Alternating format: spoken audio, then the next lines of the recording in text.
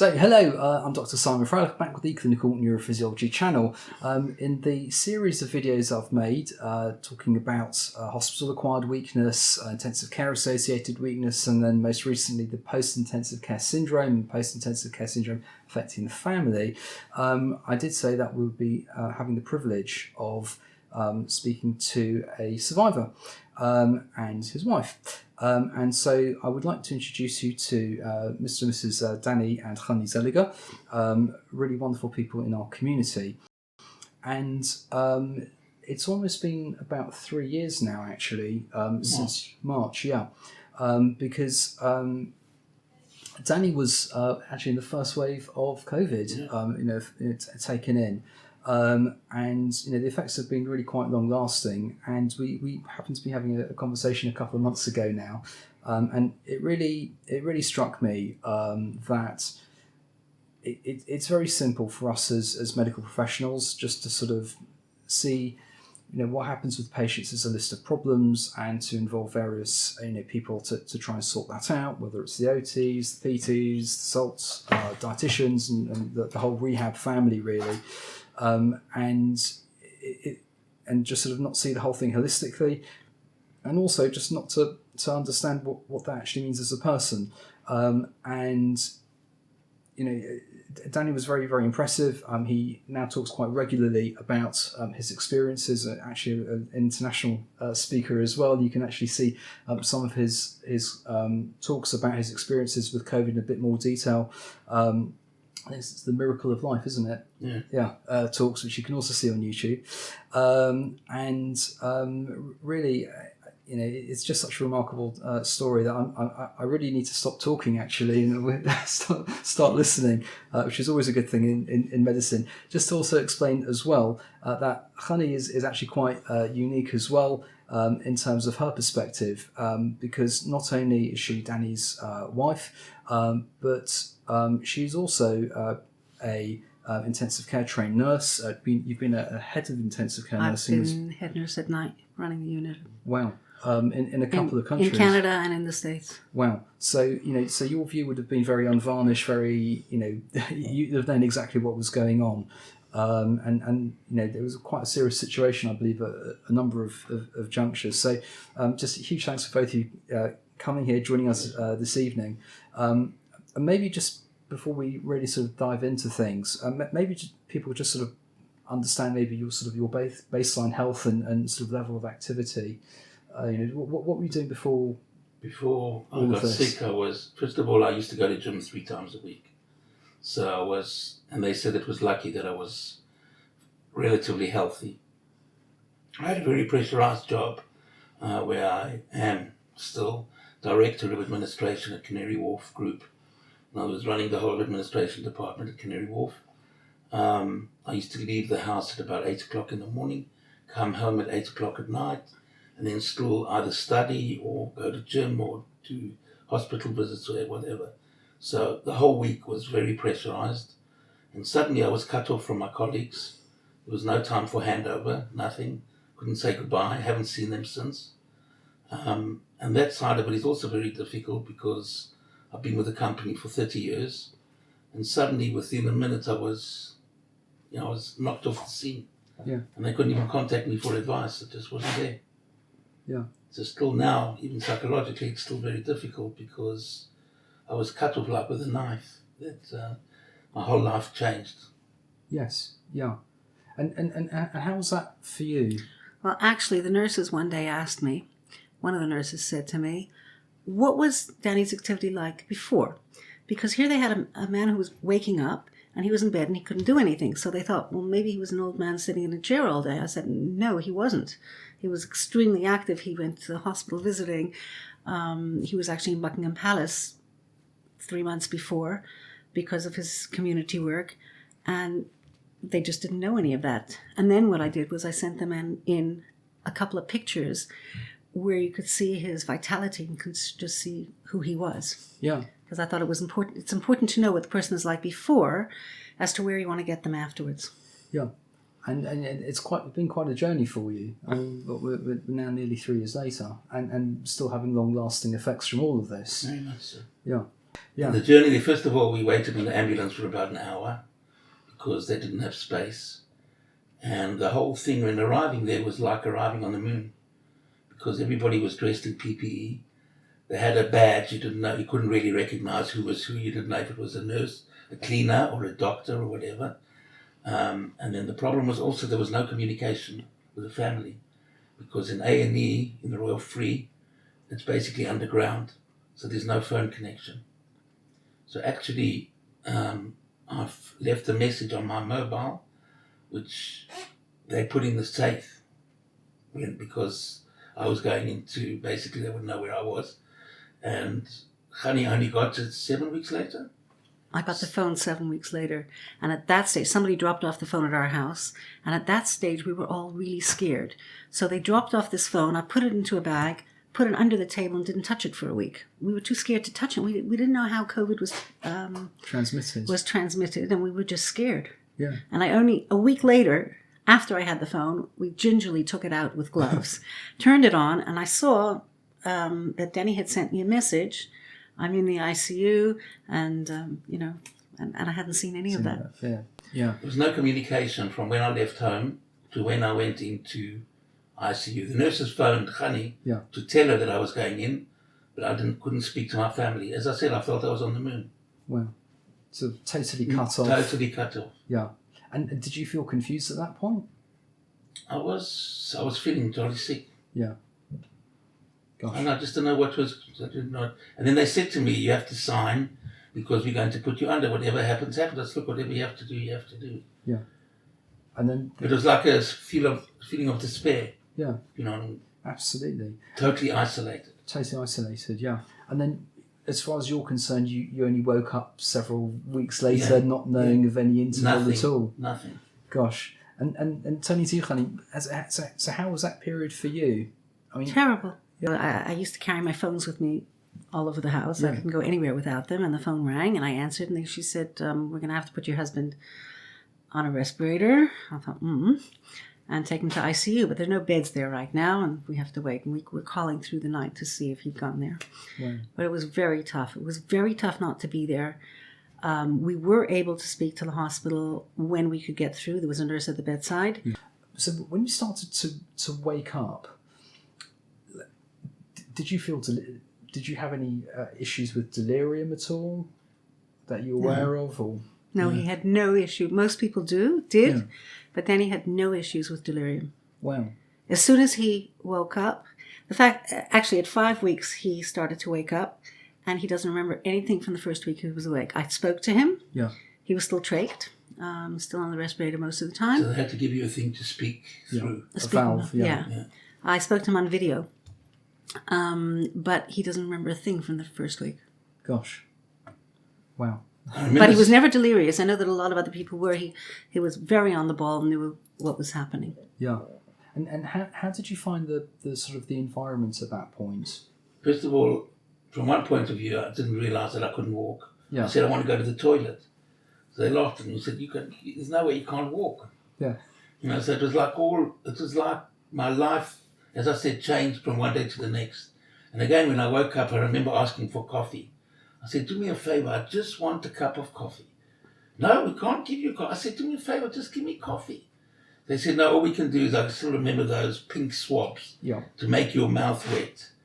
But I don't remember them explaining to me that I had to first get salt in to test my swallowing, etc., etc. Yeah. So that again was a long process. First of all, the swallowing, and then the next time it was... Then they allowed puree. They're not allowed to swallow. Yeah. And then I could have liquids, little drops of liquids. And then when that was okay, then again they took a few days till salt came back again. And you could have pureed food. And then a long time. So then after that, they actually, one of the salt people came and mashed a banana. Yeah. And said, we want to try you now swallowing mashed banana. So I managed it, and they said, okay, now you can have yogurt and banana. So my diet was yogurt and banana. And then one morning, the doctor came, was like my savior, and he said, here's this biscuit. You want to try you swallowing on this biscuit? So I said, great, and it was fine. So it took all those steps until I was allowed to actually eat normally again, although I couldn't understand why. Yeah. You know, I knew I had the trach and all, but from my point of view, it wasn't really explained properly why I wasn't allowed coffee, for example. Yeah. You know, I was desperate. Just give me some coffee. No, you're not allowed. Yeah. You know, and I don't think it would have harmed if they would have on the swab put a drop of coffee, even just that I had that taste. Yeah, absolutely, yeah. But it was all, and then of course I couldn't move. And I found in ICU that because I was in such a bad state, I don't think the physios were bad, but every time they came, I was dreading for them to come back from lunch, etc., because I was so weak and I just couldn't cope with any physio at that stage. Yeah, absolutely. So like, how did you? So in terms of the weakness, so you're lying there in bed, you've got your tracheostomy in place, you've got the sort of the mouth care stuff going on, and you can't go to the bathroom by yourself, and like you're probably desperate to move at this point. Right. How did that feel for you? Well, whatever it was, I just had to accept. Yeah. No, I had no say in anything, so and that must have been very frustrating. Yeah. You know, and I think that's a very fair comment, because if you can't do anything for yourself, if you can't move yourself along the bed, that must have been you're totally vulnerable. You're vulnerable, yeah. Totally exactly. helpless and dependent on other people. And to cap it off, you were very aware of it as well.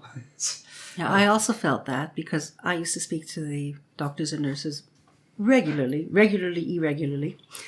And I remember at one point I said to them, why don't you do this? No, he doesn't need it. Why don't you give it to him? No, he doesn't need it. And the truth was, he did need it. Yeah. Because I got it afterwards. It was very hard only being at the end of the phone and not being at the bedside, because I knew what was going on, but I couldn't even see him. And in the beginning, with the first wave, we weren't even on video. Yeah. It was only the last week he was in ICU that we were on video. Gosh, yeah. So that was also quite a change as well, as sort of people brought in iPads and stuff like that. The hospital actually got iPads for the whole unit. It was actually for 2 weeks in ICU. The first week we were watching Danny. Half the time he wasn't aware of that fact that we were there. We used to sing to him, and it was very hard for us to talk to him because he couldn't answer back.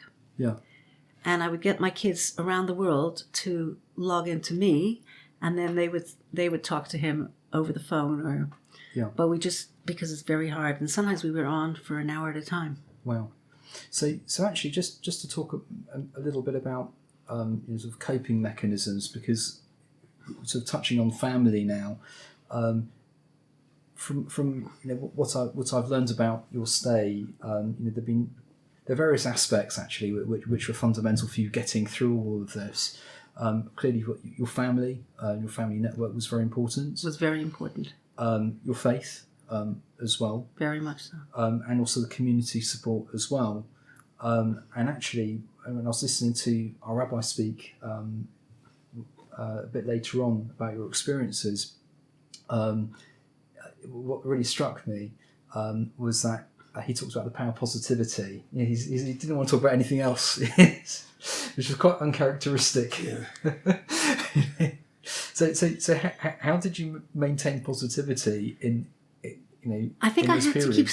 for one thing, I had to keep strong for my kids. Yeah. And all Danny's siblings. I had no choice. So I was very honest with them. We spoke, our kids are all over the world, but it really didn't matter because I have one in Hendon who we couldn't see either. Yeah. Because I had our daughter and son-in-law and baby were with us anyway before COVID, thank goodness, because they were a real support to me. And the others we spoke to regularly. When things turned bad, we said we're going to be on a group call. But they weren't only with me in his sickness.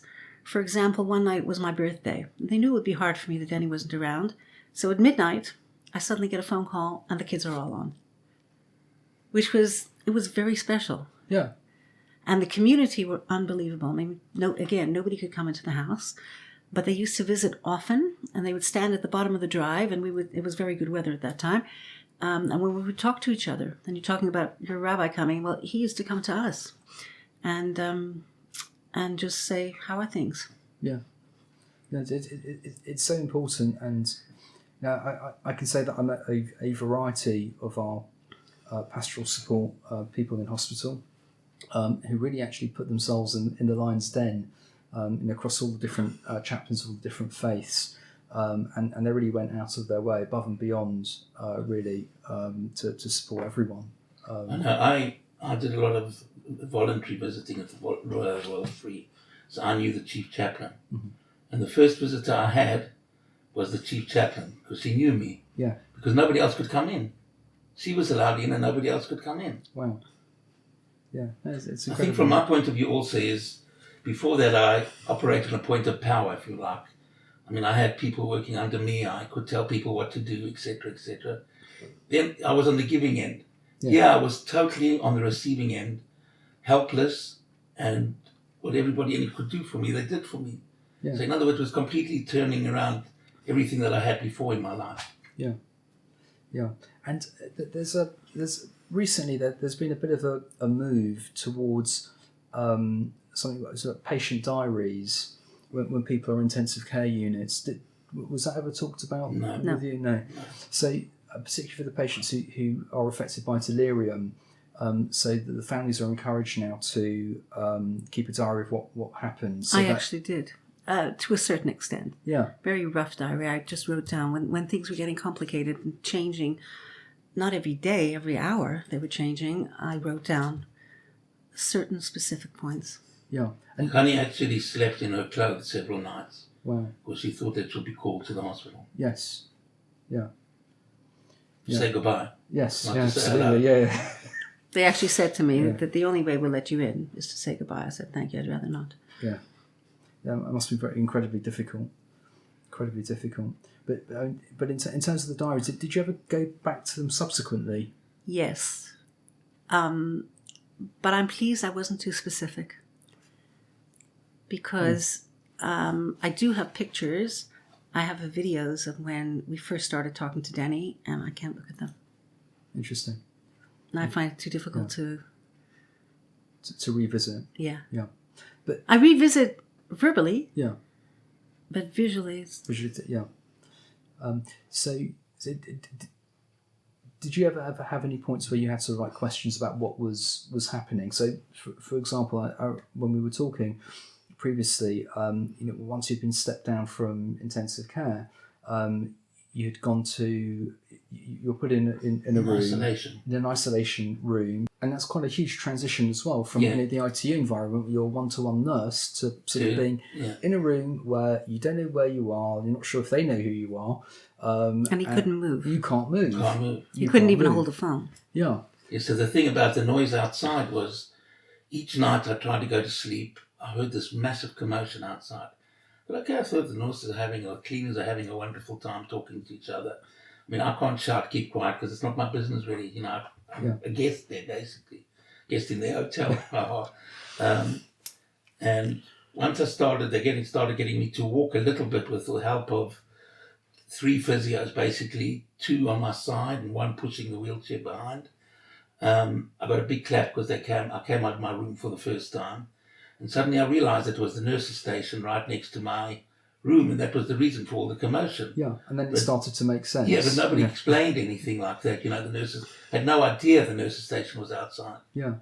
And in terms of actually just going back to the environment in the ITU with light and sound and all of that, it's something that I know gets discussed by the intensive care fraternity. Because there is a lot of noise in these environments. There are alarms going beep. There are disasters that happen from time to time. Yeah, you hear all the beeps all the time. All the time, and it must be incredibly disturbing, particularly with the lights going on and off as well. And you don't know if it's day or night. Yes. You don't see the day or night. You don't see outside, so you don't know what day of the week it is even. Yeah. So were you able to sleep at all? Or how did you find your sleep actually? My sleep in ICU, I don't remember. I think I was still okay, sort of from the drugs from before. But in the ward, I used to phone you at 1, 2 o'clock in the morning. I can't sleep, and all they agreed to give me was melatonin, which to me is an absolutely useless drug, because they didn't want me to go into too much of a deep sleep because of my breathing. Yeah. Which to me was cruel, because I really need to sleep. Yeah. and being up and hearing that noise outside all night. And then also they had on the ceiling, they had a fire alarm Right. and another alarm. The light flashing all night Right. drove me totally bonkers. Yeah. Absolutely. I was in such a state as it is. I couldn't move. Yeah. You're by yourself. I couldn't go to the toilet. That was another thing which was terribly demoralising. It's difficult, for me as a health professional to hear it, but that's the reason we're doing this actually, because it's just so easy, just as I said at the beginning, just to sort of brush over. Do your shift, go home, and the patient's got the illness and kind of walk on by, and it's it is eye-opening really. But I must say, the backup in the hospital was amazing. I had a urinary tract infection. Straight away, they brought the consultant.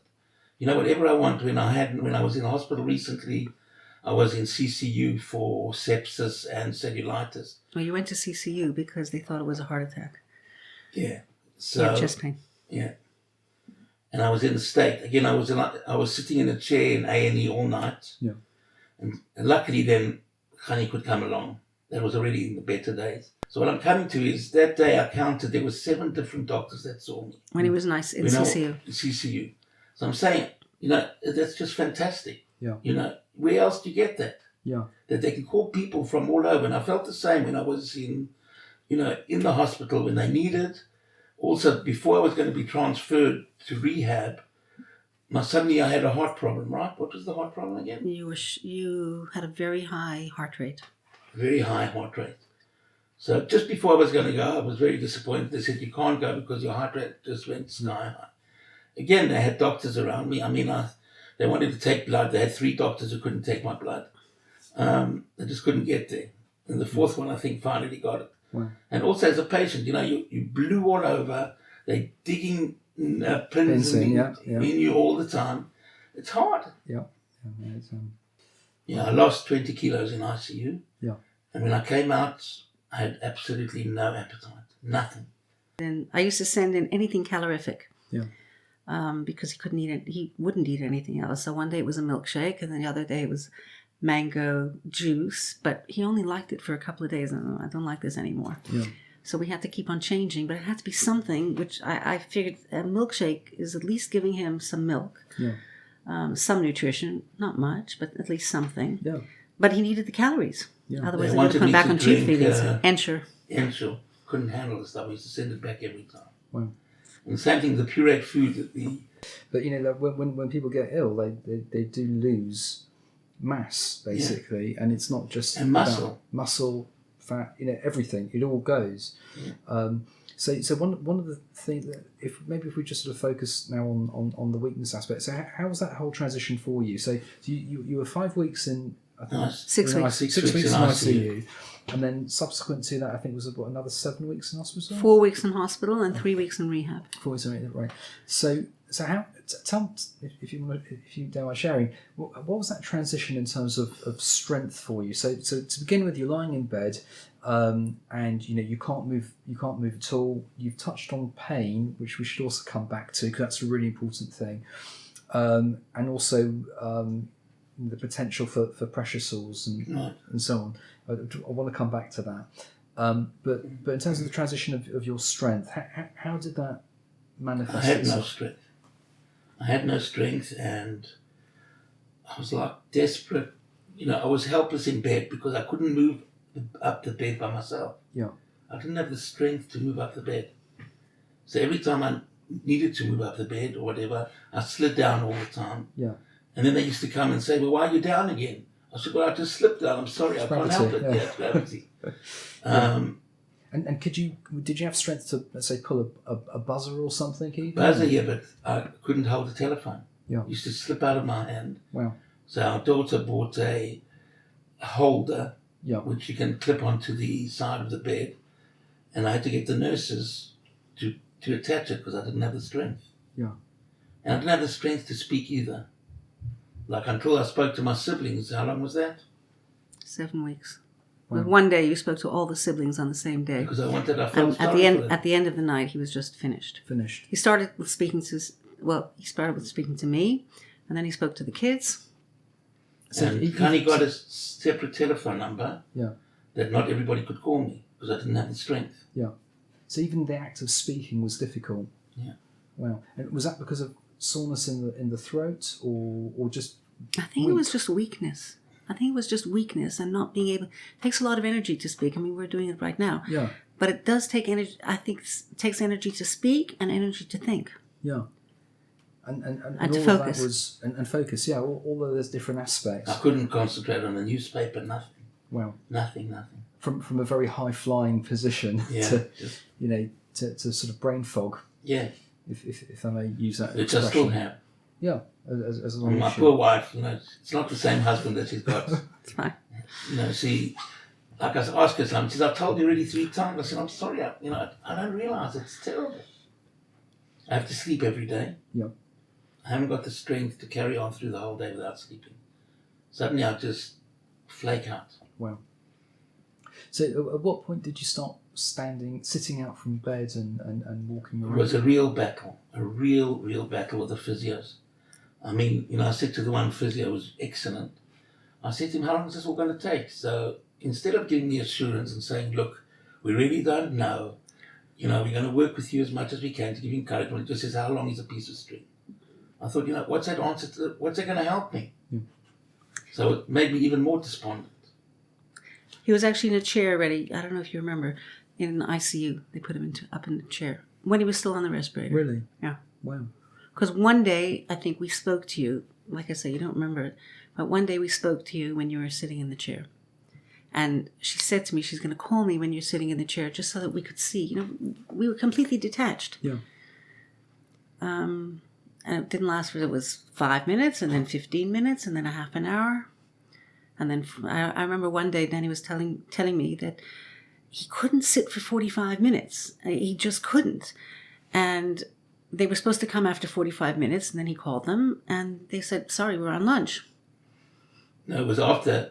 What happened was it was even less than 45 minutes. I think it was 25 minutes. And then they said, we'll come after 25 minutes because it was painful. They had to hoist me from the, first of all, to hoist an old man, but not me. Yeah. Anyway, they had to hoist me from my bed to the chair.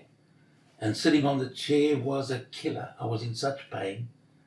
And they carried on moving the goalposts all the time. And they said to me, if you reach 45 minutes, then we'll take you outside and you can go and see your family for the first time. But there was a lot of pain. Yeah. And discomfort. Pain and discomfort. And that was a large feature of just sitting there for long stretches of time. I couldn't sit. And then I remember when they took me out, they had 2 physios who took me out. And I don't know if in the Royal Free, in front of the Royal Free, there's not much greenery. But to me, it was, wow, after 9 weeks, I was outside smelling, real air instead of air conditioned. And seeing these weeds, basically, and beautiful flowers.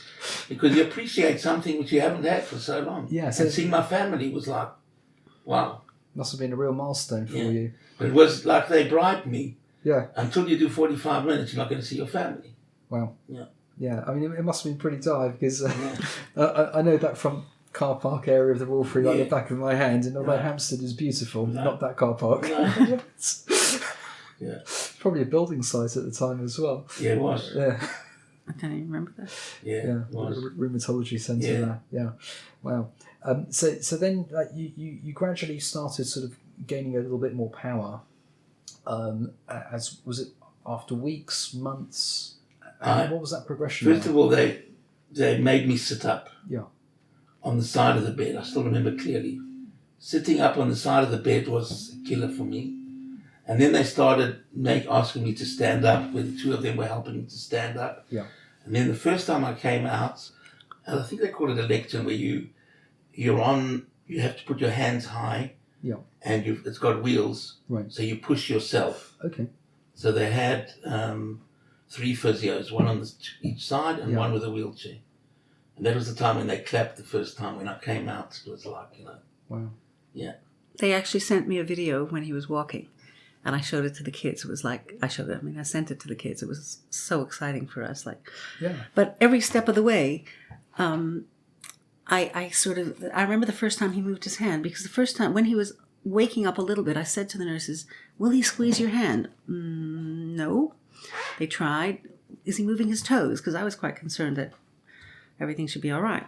Maybe with a little bit of imagination, he's moving his toe. Yeah. And the first time Danny scratched his nose, I said to the kids, "Daddy scratched his nose." You know, that was major. Yeah. Absolutely. And then eventually at some point you got out of hospital to go to rehab. And fortunately, because of your work, you were able to actually go to a private rehab facility. I have my own declaration that I have to make at this point, which is I do work at the Wellington Hospital. I am aware of what they're capable of offering. But what sort of things did you have during rehab there that sort of helped you along? I had a full day's program from morning to night. Whether there was one, because I had brachial plexus, there was one physio who did things by touching very softly. Yeah. Then they had a physio who really got me sort of out and started making me balance. I mean, there was no pity. Yeah. I had a lunchtime. Yeah. But again, we started right afterwards. And then they had also psychologists. It's amazing to actually hear that you actually had access to a psychologist, because not many units have access to a psychologist. There was, I must say, in the Royal Free, there was a lady who was excellent. She came 2 or 3 times a week. Wow. And she was really excellent. And then at some point you then started having a transition back to home as well. Yeah, and that, I must say again, the Wellington was amazing. A week before I came home? A week before Danny came home, he came on a trial. Yeah. It was very hard, actually, because he came home for an hour. They wanted to see if he could walk the stairs and exactly where he would have to go, and going up the stairs and down the stairs and into the kitchen, and what's the toilet like. Exactly what aids I need. Yeah. And then he left and went back. That was like a come down here. Suddenly I had a breath of home, and then I went back again. Yeah. And there was very difficult also. Again, I felt like a criminal there, because they only let Khani come to see me outside. Yeah. I wasn't allowed inside. And they watched it on the clock for 15 minutes or whatever. It wasn't allowed to touch me or anything. You felt like, you were like under observation. Yeah, it was quite strict at the Wellington, I have to say. Yeah. No, and they kept on saying, even in the Royal Free, the doctors kept on telling me, well, maybe next week things will change. Visitors will be allowed in. Well, maybe next week visitors will be allowed in. Yeah. And it's only a few months ago that visitors are actually allowed in. Yeah. And also, the frustration was that when I was in, there were 2 long bank holidays, a Friday and a Monday, in May. Yes. And I was in there for 2 of them. And there's no physio then. Right. So I told them, can you put me on the priority list?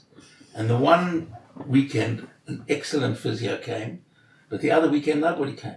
It's holiday. So here I'm lying in bed wasting my time, basically, because everybody's on holiday, right? The weekends are bad enough, because it's 2 days, but these were 4 days. Yeah, absolutely. So for me, that was very, very frustrating. Yeah. And to have 2 of those. Sorry. Go on. Yeah. What they actually said to me about the weekends, because I spoke to them and I said, this is private rehab. Why don't you have rehab on the weekend? No, I was talking about the NHS. When I was in NHS right. for weekends. Yeah. Those 2 weekends, That's right. we were bank holidays. Yeah. But what they told me when he was in the private sector is that he needs that break.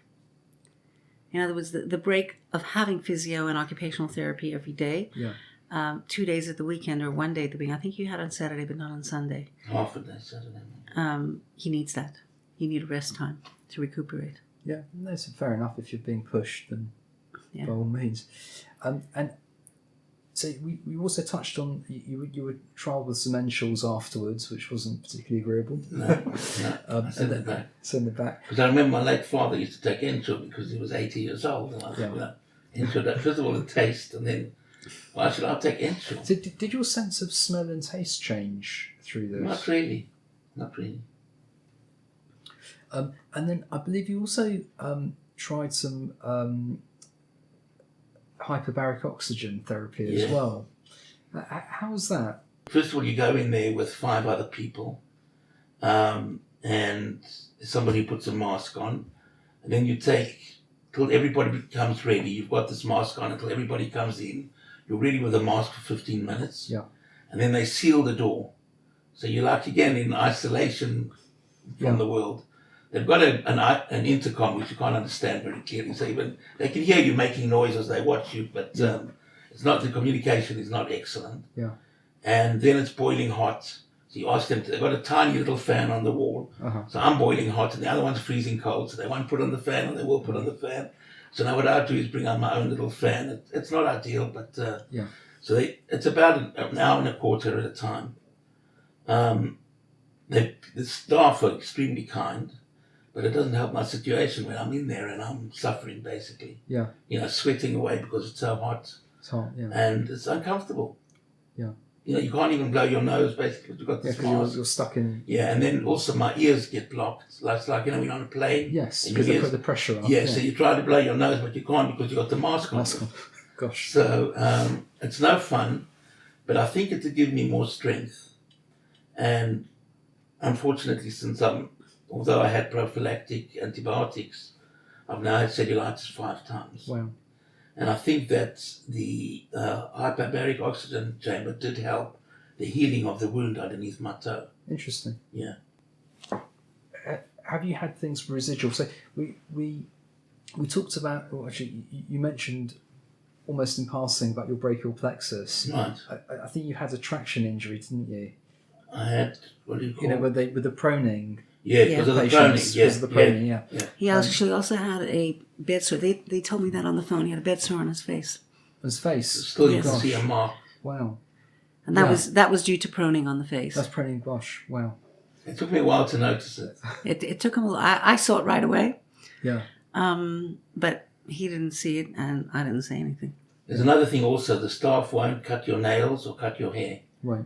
I mean, they wanted a barber coming. So when you come out, you look like, what do you call the guy with the long nails? The wild man from the woods. Yeah, it was like... Neanderthal. Yeah, it was awful. My nails were long as anything. My hair was long as anything. Your beard was long. Yeah, everything. It was just like, I was totally uncared for, basically. Gosh. And I always took pride in the way I looked, and I had no choice. Yeah.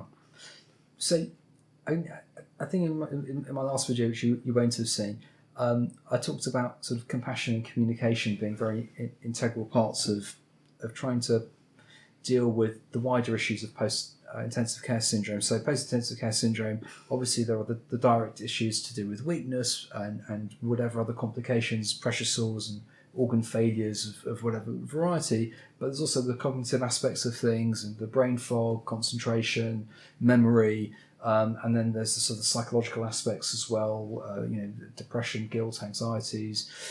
Do you ever get any flashbacks from that? I dream. I have horrible dreams. Nightmares not only of the hospital, but of like my parents who've gone years ago, my grandparents, like all the time I get these awful dreams in the middle of the night. Yeah.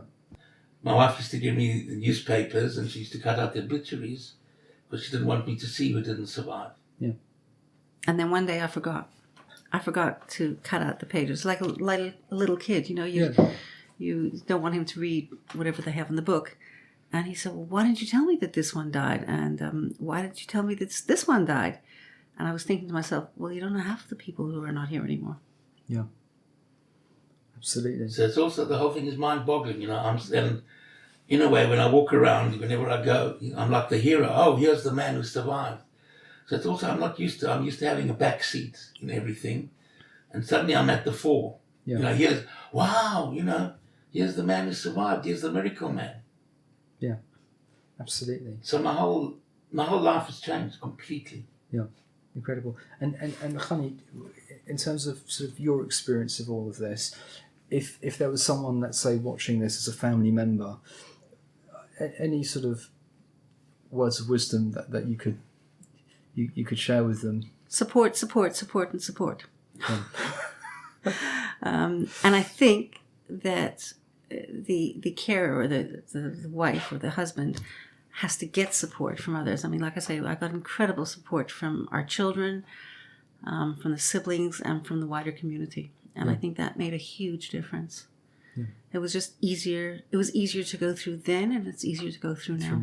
And have you been left with sort of long-standing anxieties or I don't think so. or pain from this? Pain? Probably yes, because it's memories. Yeah. You know, like I was so far away. And I'm not used to being far away, and I'm not used to not being in charge. Yeah. You know, somebody else was taking care of Danny, and I wasn't there to even tell them or ask them, why don't you try this? We had no control. I think that's what it is. Because even if you have a relative in hospital and you're there with him, you're still in their hands, but you have some say. Yeah. And here, they were doing whatever they wanted, whenever they wanted, and we didn't have a choice. Yes. Yeah. Absolutely. Especially when Danny was unconscious. He couldn't even say, yeah, I don't want it. And I think I feel sorry for Honey as well, because my mood has changed. And also my manner of speech. She all the time thinks I'm shouting at her, and I'm not. You know, it's just, I'm changed. What can I do? Yeah. It's not out of choice. And have you had any sort of long-term vocal cord issues? I had. They also that I hated when they put down the scope when I was in the Wellington. I get hoarse very quickly. Yeah, I can hear that. Yeah. Yeah, that's quite a common thing. I think we'll leave it there. I just want to say a huge thank you to both of you. Been very open about your experiences, and I hope that in the same way that it's touched me, it touches other people who've been through this. I know that I've certainly had people reach out to me on the channel for various relatives who've been through COVID in ITU care and were left very weak. Had a long journey. It's a very it's a journey. It really is. I hate the term journey and story and all that, but it is, and it's a very difficult one. I think a lot's got to do also with willpower. You know, if I want to say I want to get better, then I mean it's not only up to me, but a lot is. I know somebody now who's been, again, right, he didn't have COVID issues, he had other issues. Yeah, he's just given up. So what do you do with somebody like that? Yeah. You know, so again, people say, how did I survive? I said two things. First of all, for the sake of my family, as Connie said, she put pictures on the wall that I didn't have any visitors, so at least I could see my family on a picture. And also my faith in God that obviously he can do miracles, and he did. Mm. And I wrote, I don't know if I've mentioned it, against brain fog now, that's when I came out of ICU, I wrote to the intensive care unit saying that when I was lying there, I couldn't say thank you. But now I just want to say thank you for all you did for me. And if you want me to speak to the medical staff, to looking at it from the point of view of the patient, I'll gladly do so. Yeah, it's incredible. And we always said thank you to the staff. In fact, one night, and I think they weren't used to that, one night I spoke to the receptionist in the hospital. That was one of the nights we were trying to find Denny. And I said, thank you for being in the hospital, and thank you for all you do. I know it's not easy to come in. She said, you're going to make me cry. So in other words, people weren't saying the family weren't saying thank you. So we said it to all the staff, and we used to send things in for them. Because kids wrote letters, they put it on the wall because they're so appreciative of. Yeah. We owe a debt of gratitude. Yeah. But at the same time, be compassionate. Yeah, absolutely. Important words. Well, I think we'll leave it there. Thank you very much. Pleasure.